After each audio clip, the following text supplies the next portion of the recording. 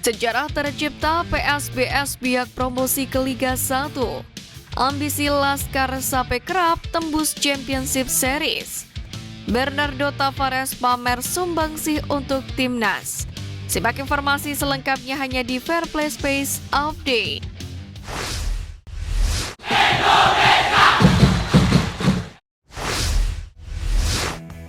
Pelatih Madura United Mauricio Souza menarget timnya masuk 4 besar sampai Liga 1 ini berakhir. Sementara untuk mewujudkan target ini, pemainnya dituntut untuk menang lawan tim manapun pada putaran kedua. Mauricio mengamati Madura United punya kekuatan besar dan beberapa kemenangan dalam pertandingan ke depan masih terbuka. Termasuk untuk merebut klasemen di posisi keempat juga diprediksi masih terbuka.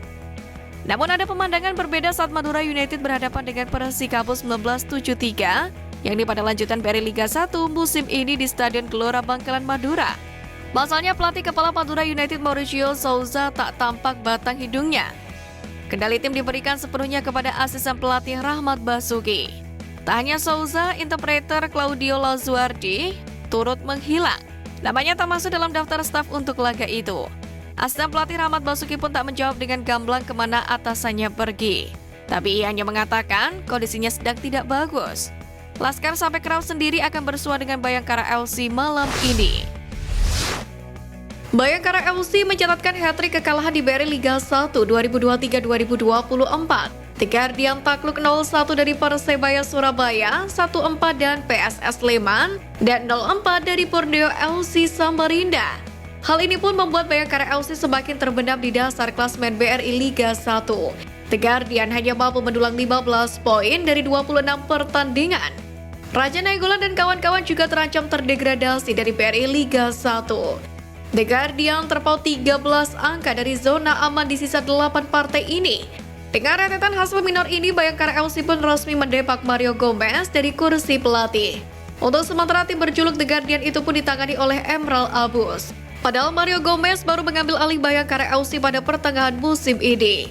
Dari 9 penampilan The Guardian di BRI Liga 1, arsitek asal Argentina itu cuma bisa mempersembahkan 1 kemenangan, 5 imbang, dan 3 kekalahan. Singoedan telah menunggu selama 226 hari untuk keluar dari zona degradasi. Arema pertama kali terjerembab ke zona merah itu terjadi pada pekan ketiga, tepatnya pada tanggal 15 Juli 2023. Setelah dikalahkan oleh Persik dengan skor telak 2-5. Sejak saat itu tim kebanggaan Aremania itu kewalahan menghadapi ketatnya persaingan Liga 1 musim ini. Tim sebelumnya beberapa kali memiliki peluang untuk bisa keluar, tapi saat momen itu tiba, selalu gagal memetik poin yang dibutuhkan. Seperti halnya pada pekan ke-26 Liga 1 ini, Arema FC berhasil mengalahkan Persija Jakarta dengan skor akhir 3-2. Berkat kemenangan tersebut, Arema FC lalu naik ke peringkat 15 klasemen sementara dengan perolehan 27 poin. Dalam kemenangan ini, Arema menggeser Persita Tangerang yang turun ke peringkat 16 dengan jumlah poin yang sama. Namun kegembiraan itu hanya sementara. Arema FC harus kembali ke zona merah dalam waktu 24 jam saja.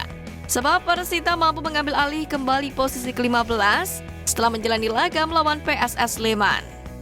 Singoedan pun akan menjamu Persikabo sore ini. Memiliki bekal 2 kemenangan berturut-turut, kesebelasan yang dikomandoi oleh Widodo C. Putro ini pun mengusung misi meraih hat-trick kemenangan. Stefano Beltrame tampil sebagai pemain terbaik atau man of the match saat mengantarkan Persib Bandung mengalahkan PSIS Semarang pada Selasa 27 Februari. Pada laga itu, Stefano Beltrame berhasil mencetak 1 gol dan 1 assist.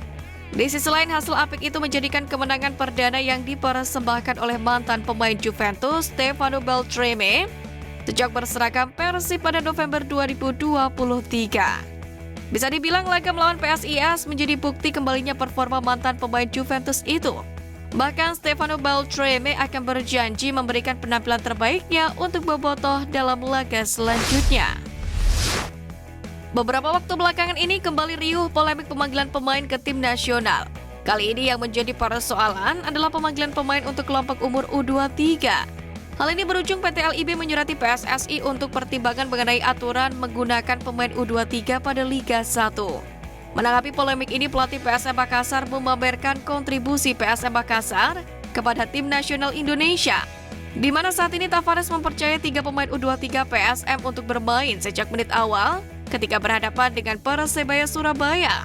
Ketiganya adalah Ananda Rehan yang berusia 20 tahun, Dava Salman 21 tahun, dan Ricky Pratama 20 tahun. PSM Makassar memang menjadi satu di antara tim BRI Liga 1 yang pemainnya paling banyak dipanggil Timnas Indonesia berbagai level usia, mulai dari senior U23 dan U20. Lihat berapa banyak pemain U23 yang kami mainkan. PSM sudah memberikan kontribusi ke Timnas Indonesia. Setelah ini Timnas Indonesia mengambil beberapa pemain untuk pemusatan latihan. Berapa banyak pemain PSM di musim ini yang kita lihat hanya 3-4 kali sepekan. Jelas Tavares. PSBS Biak mencetak sejarah untuk pertama kalinya sejak berdiri pada 1968. Tim berjulukan Badai Pasifik itu promosi ke kasta tertinggi Liga Indonesia. PSBS Biak berhasil naik kasta ke Liga 1 musim depan setelah lolos ke babak final Liga 2 2023-2024. Dalam leg kedua babak semifinal Liga 2 di Stadion Cendrawasih Biak, Numfor pada Kamis kemarin. PSBS Biak menghancurkan Persiraja Banda Aceh dengan skor mencolok 4-0. Sementara itu di partai puncak Liga 2, PSBS akan berhadapan dengan pemenang antara Semen Padang dan Malut United yang berlaga di Stadion Haji Agus Salim Padang pada Kamis sore. Persis Solo harus menerima kenyataan ditumbangkan oleh Bali United dengan skor tipis 3-2. Pada pertandingan ini Laskar Sambar Nyawa sempat tertinggal 3-1 hingga penghujung babak kedua. Meski begitu, Persis Solo tetap menggencarkan serangan di menit-menit akhir. Memanfaatkan momen sundulan Sananta usai mendapatkan umpan dari Eki Taufik di menit ke-90+6, membuahkan gol kedua untuk Laskar Sambar Nyawa. Di sisi lain, waktu 1 menit tak mampu dimaksimalkan oleh punggawa Persis Solo untuk mencetak gol tambahan. Pada akhirnya, pertandingan lanjutan Liga 1 itu pun berakhir dengan kemenangan 3-2 untuk Bali United.